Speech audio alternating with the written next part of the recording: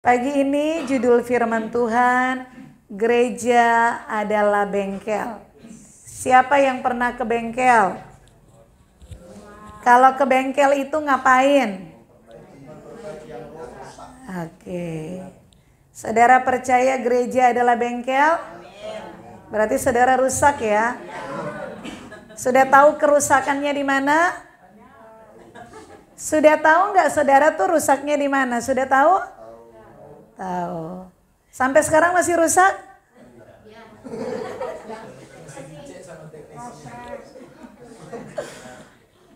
Saya mau tanya. Rata-rata kan kalau ditanya, saudara tahu masih punya salah, masih punya dosa, masih ada karakter yang kita tahu nggak benar, sifat-sifat tapi masih nempel dan kita masih mengeluarkan itu lewat hidup kita. Artinya itu sudah bertobat atau belum? Oh haleluya. Kayaknya masih ke gereja ya. Gereja adalah bengkel. Lukas 5 ayat 31 dan 32. Kita baca sama-sama 2, 3. Lalu jawab Yesus kepada mereka katanya, bukan orang sehat yang memerlukan tabib, tetapi orang sakit. Aku datang bukan untuk memanggil orang benar, tetapi orang berdosa supaya mereka bertobat. Amin. Ada banyak orang punya pendapat seperti ini. Saya tidak mau ke dokter. Saya tidak mau dicek-cek darah. Kenapa?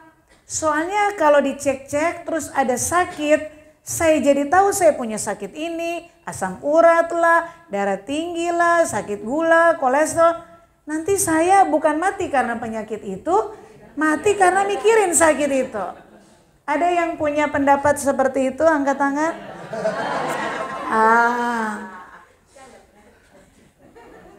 Kalau yang lain justru berlawanan. Dia bilang, saya harus periksa, makanya ada namanya medical check up. Ada teman saya dibilang saya setiap tahun sekali medical check up semua. Supaya apa? Supaya saya tahu, oh kolesterol lagi tinggi, oh asam urat lagi tinggi, oh gula darah lagi tinggi. Walaupun ada teman yang traktir, saya bisa membatasi diri. Oh nggak boleh makan yang manis-manis, oh yang seperti ini tidak boleh. Saya bisa mengontrol diri saya supaya yang asam urat tinggi bisa kembali ke normal. Nah kalau berpikir secara logis, yang baik yang opsi pertama atau kedua? Takut ketahuan penyakit atau tak mau tahu, justru mau tahu supaya bisa mengatasi? Haleluya. Itulah sebabnya gereja disebut bengkel. Untuk membenarkan apa yang salah. Ya, karena selama ini kita menyadari ini loh yang aku pegang kebenaran. Kebenaran menurut versi kita. Tapi gereja menyampaikan kebenaran-kebenaran apa kata Tuhan, apa kata Alkitab. Dan itu harus dituruti. Karena firman Tuhan itu melebihi ajaran keluarga, melebihi ajaran budaya, melebihi semua aturan-aturan yang ada di dunia. Apapun yang tidak sesuai kebenaran firman Tuhan berarti tidak boleh diikuti. Amin. Haleluya. Nah jadi pertanyaan, siapa yang disebut orang berdosa? Jawabannya adalah Roma 3 ayat 23. Karena semua orang telah berbuat dosa dan telah kehilangan kemuliaan Allah. Siapa yang pernah membunuh? Angkat tangan. Siapa yang pernah mencuri? Angkat tangan. Siapa yang pernah berzina? Angkat tangan.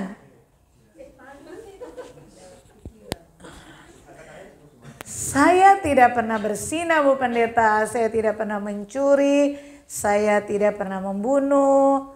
Saya tidak pernah melanggar hukum. Jadi saya tidak ada dosa. Ada yang berpikir seperti itu? Banyak. Apalagi yang Kristen dari lahir yang sudah beradab dalam lingkungan yang baik, dalam dunia berpendidikan diajar, dia merasa saya tidak perlu pertobatan karena hidup saya tidak melanggar hukum. Nah, Roma 3 ayat 23, semua orang telah berbuat dosa dan telah kehilangan kemuliaan Allah. Dosa itu artinya apa? Dosa itu artinya meleset dari kehendak Allah. Jadi bukan hanya bicara tentang perbuatan. Ketika pikiran kita tidak sesuai pikiran Allah, itu sudah disebut dosa. Petrus, murid Yesus yang ikut Yesus 3,5 tahun.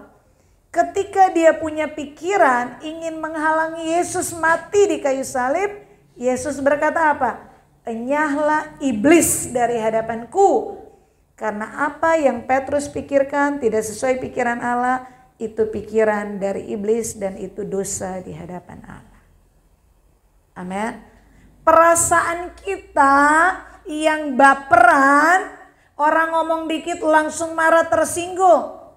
Padahal yang dia ngomong mungkin kasih masukan, koreksi dengan niat hati supaya kita berubah. Tapi hati kita jadi panas.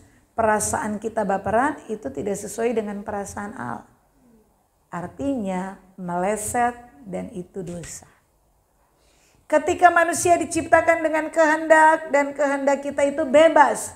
Pada waktu kita tidak mengarahkan kehendak kita melakukan kehendak Allah, di hadapan Tuhan itu meleset, itu dosa. Kenapa kita harus melakukan kehendak Allah? Karena kita ini cuma ciptaan. Banyak manusia tidak mengenal penciptanya sehingga tidak mengenal dirinya. Dan dosa membawa manusia kepada satu hal. Fokus kepada diri sendiri. Saudara tahu semua dosa yang saudara lakukan itu cuma satu. Memuaskan hasratmu, memuaskan kedaginganmu, memuaskan kesenanganmu, memuaskan keakuanmu. Itu yang disebut dosa. Betul apa benar? Kenapa manusia bisa melakukan dosa? Karena manusia tidak bisa mencapai kemuliaan Allah. Artinya kesucian Allah. Allah punya pikiran, manusia diciptakan dengan pikiran. Tetapi karena pikiran manusia untuk aku, kesenanganku, diriku, dia nggak pernah berpikir bagaimana menyenangkan hati Allah. Itu manusia berdosa. Demikian juga perasaan kehendak manusia. Itu fokusnya hanya untuk aku. Itu yang membuat manusia berdosa. Amin. Dan semua manusia walaupun kehidupanmu tidak melanggar hukum aturan etika yang ada di tatanan masyarakat. Tetapi ketika hatimu, ketika pikiranmu tidak sesuai kehendak Allah. Apalagi ketika hidup perbuatanmu tidak melakukan kehendak Allah, itu disebut dosa. Itu disebut kemelesetan, itu disebut pelanggaran. 1 Yohanes pasal yang pertama ayat 8 berkata demikian. Baca 1, 2, 3.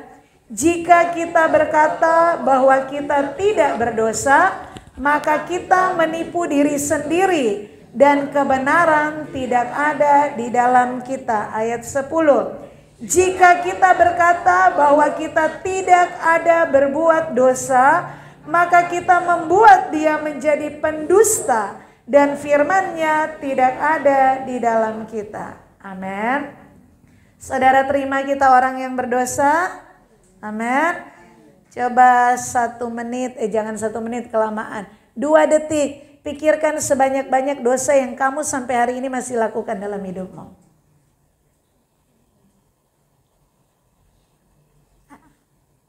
1, 2, sudah ketemu?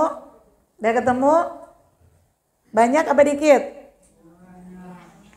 Jadi semua manusia itu berdosa. Saudara jangan hanya pikir soal perbuatan. Makanya kalau kita belajar di dalam Alkitab, konsep perjanjian baru, tubuhmu adalah bait Allah. Kita bukan hanya sekedar melakukan kebaikan karena hukum.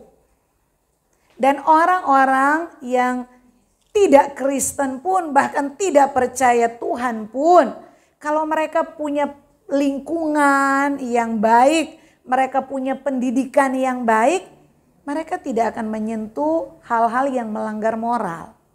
Mereka tahu berzina itu najis, mereka tidak melakukan. Mereka tahu korupsi itu tidak baik. Tetapi hasil dari orang yang karena pendidikan, karena belajar etika hidup baik, itu berbeda dengan orang yang karena menyadari ada Roh Kudus di dalam saya. Karena Roh Kudus yang mengubah hidupnya. Sama-sama baik, tetapi hasilnya akan berbeda. Amin. Kenapa? Karena ketika Roh Kudus ada di dalam kita, mengubah dan kita mau diubah, pancaran kita, perbuatan kita, perkataan kita bukan sekedar baik. Tapi lewat hidup kita akan menghadirkan Allah yang kita sembah itu siapa. Amin. Jadi kalau hanya bicara soal kebaikan-kebaikan dalam perkataan perbuatan, maaf ya, gak usah beragama Kristen. Saudara bisa hidup baik dengan standar etika moral. Tetapi kenapa gereja ada itu sebagai bengkel? Karena yang diubah bukan hanya mulutmu, bukan hanya perbuatan, tetapi manusia batinia kita. Pikiran yang gak sesuai dengan pikiran Allah tuh siapa yang tahu? Cuma saudara sama Allah, tetangga tidak tahu. Tetapi itu yang Tuhan mau ubah. Perasaanmu yang masih baperan. Kalau ada orang ngomong saudara bisa senyum padahal hatimu marah tersinggung, siapa yang tahu? Itu yang Tuhan mau ubah. Amin. Dan kehendak kita bukan hanya sekedar merancang yang baik untuk masa depan, untuk meraih cita-cita. Tapi kehendak kita harus sesuai dengan rancangan ilahi yang akan menggenapi rencana kekal Allah di sorga. Amin. Amin. Makanya gereja bengkel. Nah, untuk benar-benar kita bisa diperbaiki di bengkel di gereja Karmel, hal pertama yang harus kita sadari, saya orang yang berdosa. Saya butuh Tuhan. Saya orang yang sakit. Saya membutuhkan tabib. Kalau orang sudah sakit parah tapi dia tidak menyadari, wah aku baik-baik saja, aku nggak ada apa-apa, dia nggak akan pernah pergi ke dokter, dia nggak akan pernah minum obat. Hanya orang yang sadar aku sakit dan aku mau sehat sembuh, yang akan mencari obat, mencari dokter dan minum obat itu. Amin. Oke. Kesimpulannya, semua orang berdosa. Artinya orang berdosa harus bertobat. Amin. Yang kedua, semua orang itu sakit. Orang yang sakit memerlukan tabib. Gereja hadir sebagai bengkel untuk menuntun orang dalam pertobatan. Sehingga yang sakit menjadi sembuh. Ada yang sakit pagi ini datang? Waduh, asam urat saya tinggi Bu Pendeta, tolong tumpang tangan. Saya bilang saya bukan meragukan kuasa Tuhan. Tapi kamu pulang tidak usah makan kacang-kacangan. Tidak usah makan hijau-hijau. Tanpa Tuhan asam uratmu bisa turun. Amin.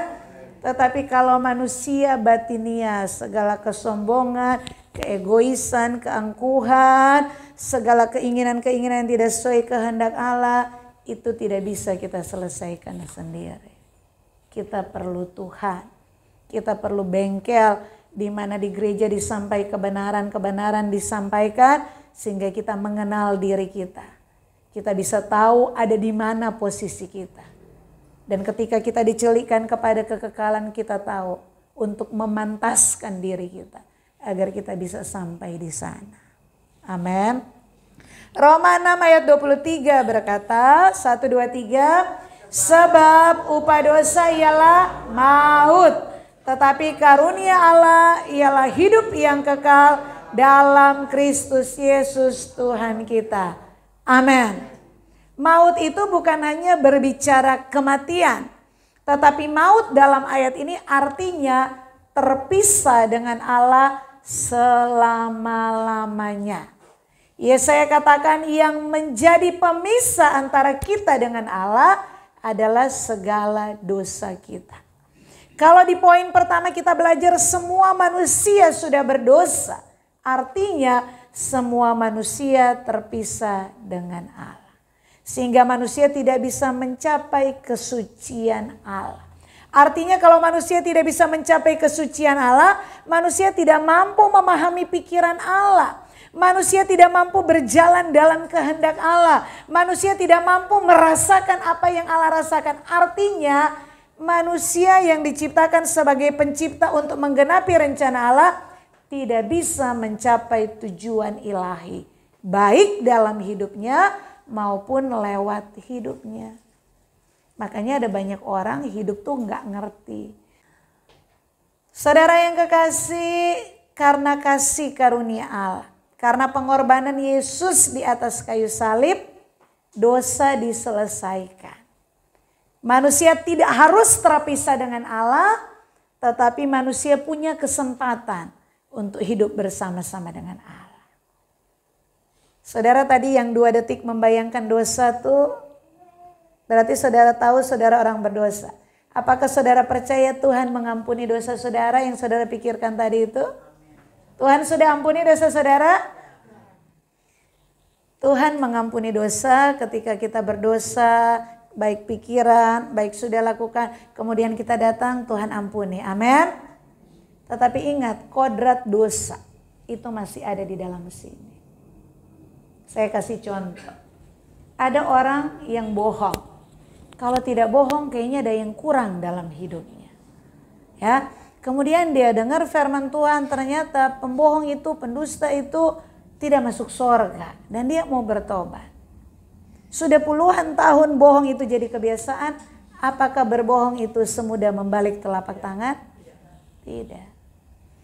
Tapi dia janji, Tuhan, aku janji hari ini aku tidak bohong. Begitu dia pergi bekerja, ada persoalan apa, karena kepepet, bohong dia. Begitu sudah lancar bohong, udah selesai, baru diingat, aduh Tuhan ampuni aku, kan udah janji. Dia minta ampun, aduh Tuhan ampuni aku. Tapi sudah terlanjur. Tetapi dia berdoa terus, besok ada ini, dia tahu bohong, ada pikiran dulu, aku bohong, enggak, aku milih enggak bohong. Ini dia enggak bohong, dia menang. Betul saudara? Pernah punya pengalaman? Sampai titik orang yang mau berusaha berjuang melepaskan diri dari karakter bohong itu, sampai titik nyawaku pun harus mati, gak masalah, yang penting aku tidak bohong. Jadi bohong itu sudah jadi sesuatu yang najis. Awalnya bohong itu jadi natur bagian hidup. Ketika bohong sudah jadi sesuatu yang najis, itu kodrat dosa dalam hal bohong, poin bohong, itu mati dalam diri. Paham? Paham maksudnya? Jadi Tuhan mengampuni dosa ketika saudara melakukan, memikirkan, dan saudara mengaku salah, Tuhan ampuni. Tapi kodrat dalam sini, begitu ada trigger, pemicu, ada kesempatan, itu akan hidup lagi, itu bukan bagian Tuhan. Itu bagian kita. Makanya ketika bangun pagi saudara bilang, Tuhan saya sadar tuh saya ini wanita yang tidak sabar.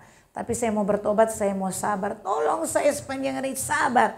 Baru amin, sudah bunyi piring pecah di dapur. Prang, langsung naik. Sehingga ada orang bilang begini, kenapa ya Bu Pendeta, kalau saya berdoa ingin berubah misalnya dalam sabar, dalam gak bohong, dalam gak berzina, kok justru tantangan tuh banyak banget. Gak usah nyari-nyari, nongol sendiri. Saya jawab, pernah pengalaman seperti itu? Itu karena Tuhan menjawab doa saudara. Amin. Kan katanya mau berubah. Kalau saudara mengasingkan diri, bikin rumah di hutan sendiri, saudara sabar karena saudara sendirian. Tapi ketika saudara dengan majemuknya orang, satu biang kerok lah, satu tukang gosip lah, satu pokoknya gak baik. Tapi saudara bisa mengatasi, berhidup bersamaan dengan mereka semua, itu baru namanya sabar yang sejati. Karena mematikan kodrat dosa itu bagian kita, amin. Jadi gak ada, Tuhan aku mau sabar. Tuhan gini, Lucifer, Gabriel turun tolong ubah hatinya jadi sabar ya. Langsung Gabriel turun diklik, langsung sabar. Istri ngomel, sabar. Ini ngomel, sabar. Enggak begitu saudara. Amin, amin, paham maksudnya? Jadi kalau saudara lagi melek buka mata, di jalan ada persoalan, di keluarga, di rumah tangga ada masalah, dimanapun ada masalah, bilang, puji Tuhan. Terima kasih Tuhan menjawab doa saya. Dan ketika saudara bisa melewati semua itu, saudara akan melihat bagaimana Tuhan bekerja ketika saudara mau bertobat dan berubah. Amin. Amin. Baru kita layak masuk kehidupan yang kekal. Itu yang namanya menghargai kasih karunia Allah. Jadi dosa kita diampuni bukan selesai kita tidak ada dosa. Dosa kita diampuni untuk kita diperbaiki. Sampai kodrat dosa berubah menjadi kodrat ilahi. Sehingga kita layak disebut sebagai anak-anak Allah. Amin. Dan ini perjuangan sepanjang umur hidup. Makanya saya bilang kita ini tutup mata 2 detik aja dosa udah macam-macam. Karakter, sifat jelek tuh udah muncul macam-macam. Makanya kalau sudah ngerti kebenaran, jangan bikin dosa lagi. Apalagi dosa yang baru. Nah, kenapa jangan melakukan dosa baru? Karena untuk menyelesaikan dosa, kebiasaan karakter yang lama contohnya bohong, tidak sabar kalau marah kebun binatang, semuanya keluar. Nah, untuk mau mematikan itu aja kita perlu waktu. Ada orang di bengkel di Karmel sudah 5 tahun, tetapi mulutnya itu belum benar-benar jadi benar. Kenapa? Karena mau memperbaiki mulut itu bagi sebagian orang itu perlu setahun, ada yang perlu 5 tahun, ada yang perlu 10 tahun. Demikian juga dengan memperbaiki telinga. Orang ngomong dikit panas, orang ngomong dikit emosi. Perbaiki telinga di bengkel Karmel itu ada yang perlu puluhan tahun. Paham maksudnya? Artinya dosa-dosa karakter yang ada di dalam mau memperbaiki jadi benar butuh waktu lama. Ya jangan membuat dosa baru. Jangan ngambil dosa yang baru. Amin. Hari besok pasti ada, amin. Tapi saudara belum tentu hidup hari besok. Belum tentu saudara ada di hari besok. Nanti ada kesempatan, tetapi belum tentu kesempatan itu untuk saudara berubah. Amin. Makanya selalu saya katakan dosa oke, kita sadar kita berdosa, kita perlu Tuhan, kita perlu diperbaiki. Itu langkah awal. Tetapi untuk berubah itu perlu perjuangan. Seumur hidup kita. Karena menanggalkan manusia lama, menanggalkan karakter dosa, menanggalkan sifat kebiasaan yang kita tahu jelek, tapi sesekali masih nongol sampai dia benar-benar mati. Itu tidak mudah saudara. Makanya ketika saudara punya kesempatan dengar firman, dengar tahu salah dan harus bertobat, jangan tunggu nanti. Sekarang aja saudara niat mau berubah bertobat, besok dia bisa balik lagi. Apalagi kalau saudara sudah punya niat, nanti aja dah. Kalau sudah tua, sudah puas masa muda. Buktinya orang yang di samping Yesus, dia berbuat jahat, berbuat dosa. Tetapi dia orang yang pertama masuk Firdaus. Saya mau tanya, apakah saudara jamin di akhir hidupmu saudara punya kesempatan untuk bertobat? Ada yang orang pulang gereja ketabrak langsung mati di tempat. Enggak usahlah se-ekstrem itu. Saudara tidur malam pagi enggak bangun. Siapa yang jamin saudara besok pagi bisa bangun? Artinya apa? Kalau hari ini saudara masih sadar ada bagian dari hidupku yang salah. Ada yang harus diperbaiki. Aku harus berubah. Aku harus berbenah. Aku harus bertobat. Jangan tunggu nanti. Karena mungkin ini kesempatan terakhir Tuhan berbicara untuk saya dan saudara. Karena berubah itu bukan hal yang mudah, tetapi tidak ada yang mustahil lewat satu perjuangan. Amin, amin. Jadi saudara nih yang suka bohong, ada bohong putih lah, bohong biru, nggak ada namanya bohong ya dosa. Ya, semua bohong itu harus diselesaikan. Ya, jadi kadang-kadang kita itu kalau sudah terbiasa dengan dosa-dosa, kita sudah nggak bergetar dengar firman Tuhan, baca Alkitab, sudah tahu-tahu ngomong ke saya, ke kita, tapi sudah nggak bergetar. Nah itu yang hati-hati. Jadi ketika saudara dengar firman, aduh itu nyentuh saya, Bu Gembala nih sindir-sindir saya. Itu bukan sindir, itu berarti Roh Kudus masih bekerja di hatimu. Yang bahaya ketika kamu dalam dosa, dengar firman, nyata-nyata itu dosa yang saudara lakukan, tetapi saudara sudah nggak bergetar. Nah itu, cuman satu, saudara akan dibuang ke neraka. Dan neraka itu penyesalan selama-lamanya. Hanya ada satu kata untuk orang yang dibuang ke neraka, menyesal. Menyesal kenapa? Karena selama hidup dia tidak mau bertobat. Amin. Colek kanan, bertobat ya. Mumpung masih ada waktu. Haleluya. Kasih karunia Allah, hidup kekal, Yesus berikan lewat disalib itu ternyata tidak bekerja sendiri. Matius 28 ayat 18-20 kita baca 1, 2, 3. Yesus mendekati mereka dan berkata, "Kepadaku telah diberikan segala kuasa di sorga dan di bumi. Karena itu pergilah, jadikanlah semua bangsa muridku dan baptislah mereka dalam nama Bapa dan Anak dan Roh Kudus. Dan ajarlah mereka melakukan segala sesuatu yang telah kuperintahkan kepadamu. Dan ketahuilah, aku menyertai kamu senantiasa sampai kepada akhir zaman." Amin. Yesus mengampuni dosa, tetapi untuk menyelesaikan karakter dosa yang ada di dalam kita, itu perlu bengkel, perlu gereja. Makanya Yesus berkata kepada murid-muridnya, "Pergilah, jadikan semua bangsa muridku." Murid artinya kamu duduk, kamu belajar. Belajar apa? Belajar apa itu kehendak Allah, sehingga dalam hidupmu kamu bisa melakukan apa yang menjadi kehendak Allah. Bagian Yesus sudah selesai mengampuni dosa di salib. Tetapi menyelesaikan karakter dosa itu bagian kita. Makanya Yesus perintahkan orang yang percaya kepada dia, "Pergi, jadikan semua bangsa murid." Saudara yang kekasih, selalu saya katakan di dunia ini ada 7 miliar lebih manusia. Tetapi tidak semua beragama Kristen. Apapun alasan saudara jadi Kristen, kalau pagi ini saudara duduk di gereja bisa dengar kebenaran. Itu kasih karunia Allah. Bukan hanya dosa saudara diampuni. Tetapi Tuhan mau lewat hidup saya, lewat hidup kita semua. Kita membawa jiwa, membawa orang-orang menjadi murid. Supaya mereka mengerti apa kehendak Allah dan mereka hidup tidak suka-suka lagi. Tetapi mereka pun belajar hidup melakukan kehendak Allah. Orang kalau hidup melakukan kehendak Allah pasti tidak berbuat dosa. Kenapa orang berbuat dosa? Karena melakukan kehendaknya, memuaskan hasratnya. Itu aja sederhana. Makanya kenapa kita harus melakukan kehendak Allah? Supaya kita tidak berbuat dosa. Bagaimana kita bisa melakukan kehendak Allah? Jadi murid, duduk di gereja, jadi murid, belajar. Tahu dulu ini kehendak Allah, ini bukan. Ini maunya Allah, ini bukan. Baru kita bisa melakukan kehendak Allah dalam hidup kita. Amin. Amin. Kita semua punya tugas yang sama. Pergi jadikan semua bangsa murid Tuhan. Supaya apa? Supaya mereka hidup melakukan kehendak Allah. Berhubungan dengan judul khotbah gereja adalah bengkel. Dalam Efesus 4 ayat 11 dan 12 kita baca 2-3.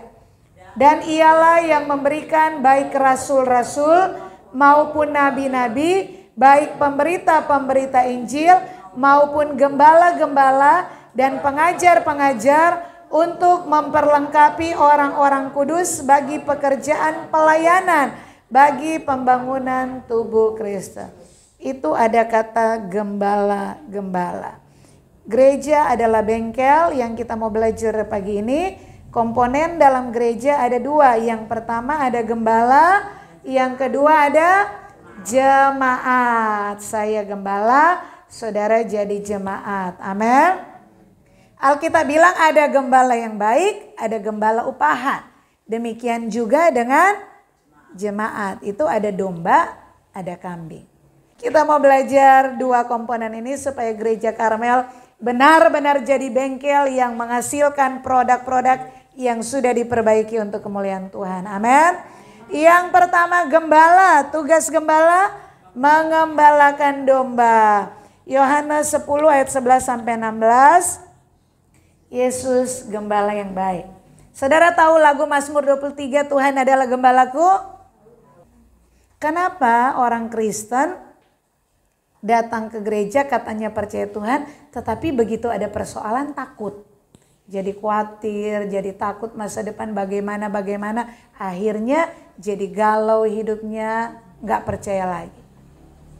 Karena tidak membawa diri sebagai domba.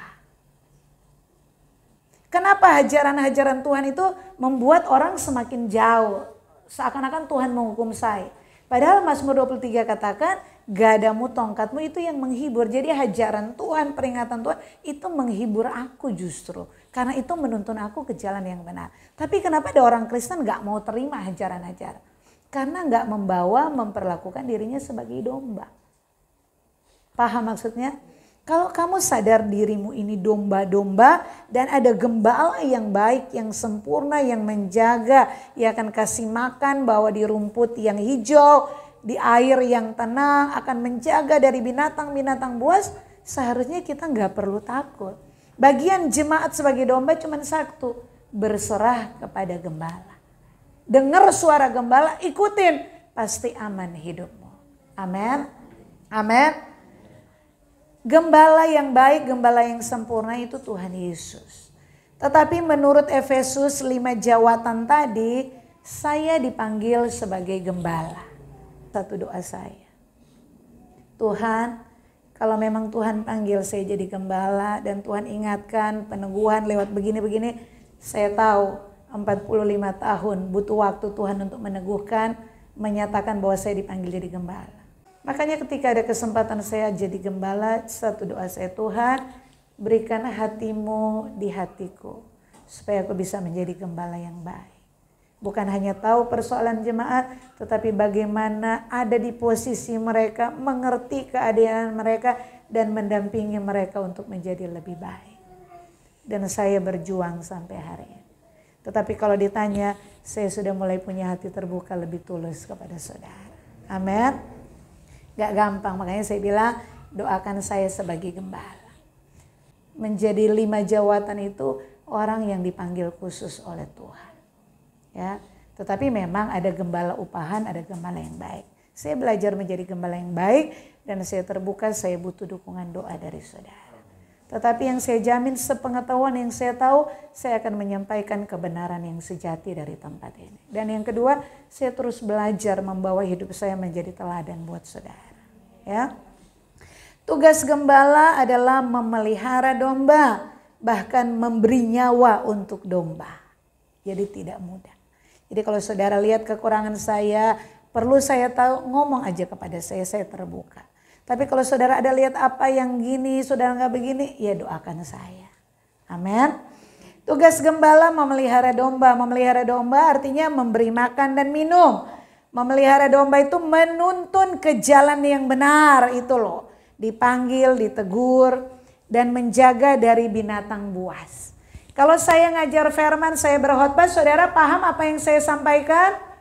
Nah, itu jadi makanan saudara untuk jiwa saudara, roh saudara supaya hidup. Menuntun ke jalan yang benar. Saya terima kasih ya, ada jemaat-jemaat itu kalau sudah buat 1-2 kesalahan dari zaman dulu, ada yang datang, Bu Gem, saya break dulu ya dari WL. Kenapa? Saya ada dosa ini. Dia jujur, ada 1-2 jujur dan saya akui mereka. Tetapi ada juga yang sudah 10 jemaat ngomong ke saya, mau gak mau saya harus panggil. Begitu saya panggil, belum ngomong sudah bilang, tidak tante. Jadi mereka menyimpan dosa mereka, tidak mau terbuka. Lah kalau sudah begitu masa saya mau bilang, saya mau bawa saksi ABC di depan kalian? Kan enggak. Jadi ada jemaat yang terbuka menyampaikan karena dia punya niat berubah. Tetapi ada yang sudah nyata-nyata salah dosa dan jemaat lain tahu tetapi tetap menyimpan dan kalau saya panggil bilang enggak melakukan. Nah kalau saudara jadi gembala bagaimana menghadapi itu?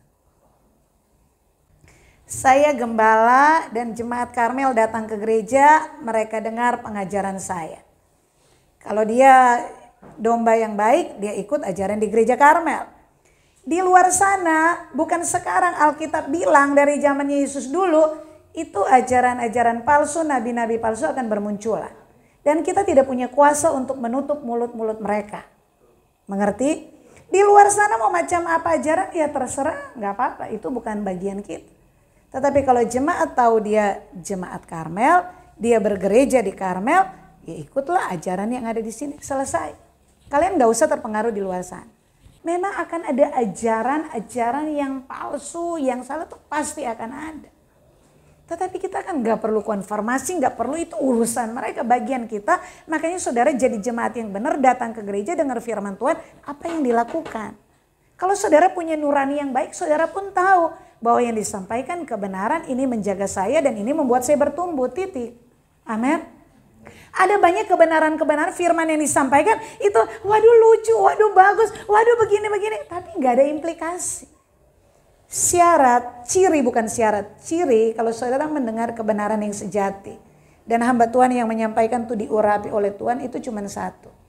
Kebenaran yang saudara terima, ini kalau saudara buka hati terbuka benar ya. Itu akan sampai di hatimu dan itu akan mengejarmu untuk melakukan kebenaran itu. Sampai hidupmu benar-benar diubah. Amin. Tetapi kita harus benar-benar terbuka. Jangan semua salahkan gembala. Yudas aja gembalanya Yesus loh saudara. Bisa mengkhianati. Paham maksudnya? Tetapi kalau jemaat Karmel datang dengan hati yang terbuka. Di luar sana kita nggak bisa tangan orang, mulut orang, postingan orang. Jadi itu urusan mereka. Kita nggak perlu ngatur semuanya.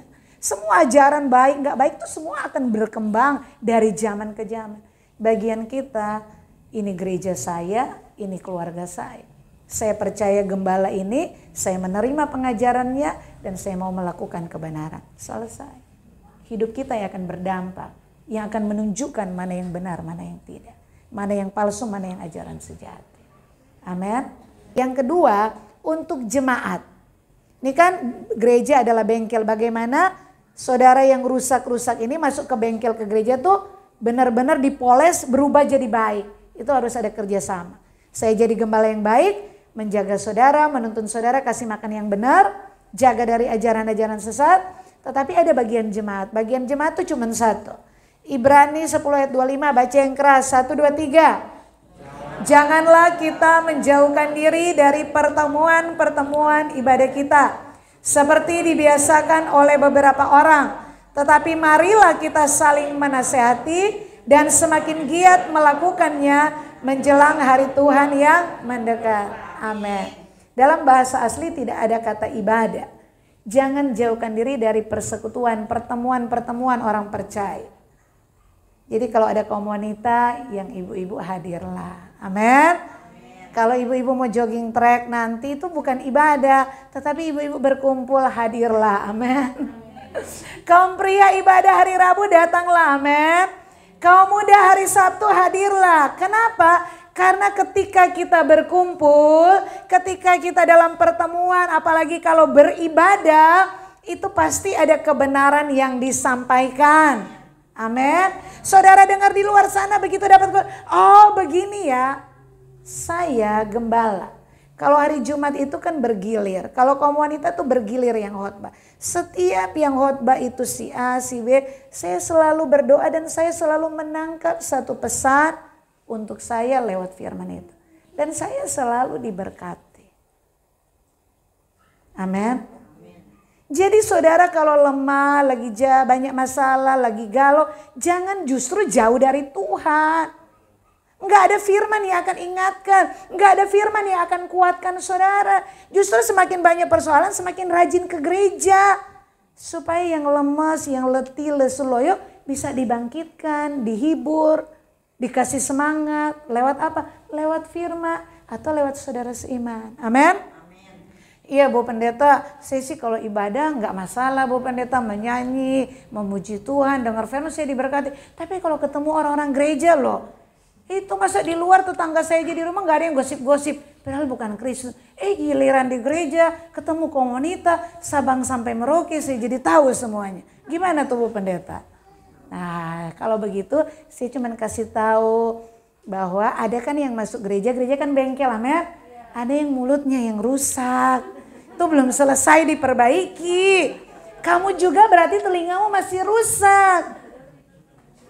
Kalau semuanya sudah benar, apa cirinya Bu Pendeta? Hatimu sudah anti gores. Bukan hanya HP anti gores. Kalau hati anti gores mau dengar apa aja itu sudah nggak nancep. Betul nggak? Mau lihat apa aja kekurangan ini nggak akan nancep di hati kita. Amin. Makanya di bengkel bagian kita urusi diri kita sendiri. Ya, mulut tetangga nanti diurusi pendetanya lewat khotbah diingatkan. Makanya selalu saya bilang ketika saudara hadir dengar khotbah, jangan bilang, aduh kenapa istri saya nggak ke gereja ya, khotbah ini pas buat dia loh. Kalau saudara yang hadir, khotbah itu untuk saudara. Amin. Saudara harus berbaiki diri. Saya pengalaman 21 tahun menikah dengan Pak Titus. Itu waktu menikah pertama kita kan tidak pacaran. Itu bulan-bulanan saudara. Saya mau ubah dia, dia mau ubah saya. Saya paling tidak suka dia pakai baju warna hijau atau biru. Bajunya dia semuanya biru. Nah, dia nggak mau kalau rambut saya tuh dikuncir. Saya kan kalau panas kuncir juga. Jadi bisa mau pergi manten, pergi acara sudah siap. Bisa nggak jadi pergi gara-gara dia pakai baju yang saya nggak suka. Atau sebaliknya, saya pakai baju. Sampai segala hal tuh berantemnya di situ. Sampai satu titik kecapek juga ya saudara. Ini saya bilang udahlah terserahlah. Mengalir sendiri. Tapi saya tahu di mana dia nggak suka, perlahan-lahan saya mulai membatasi. Baju kesayangan saya dari sebelum saya nikah saudara, itu saya sampai kasih ke sepupu saya. Gara-gara Pak Titus nggak suka warna itu. Heran nggak saudara? Itu baju saya pakai lamaran. Tapi herannya waktu dia ngelamar saya, dia lihat dia nggak jadi tolak. Padahal saya pakai baju itu dia nggak suka kan? Itu ada fotonya di situ. Itu baju kesayangan saya. Karena bagi saya itu bagus. Terus saya beli dengan duit sendiri, ngumpulin.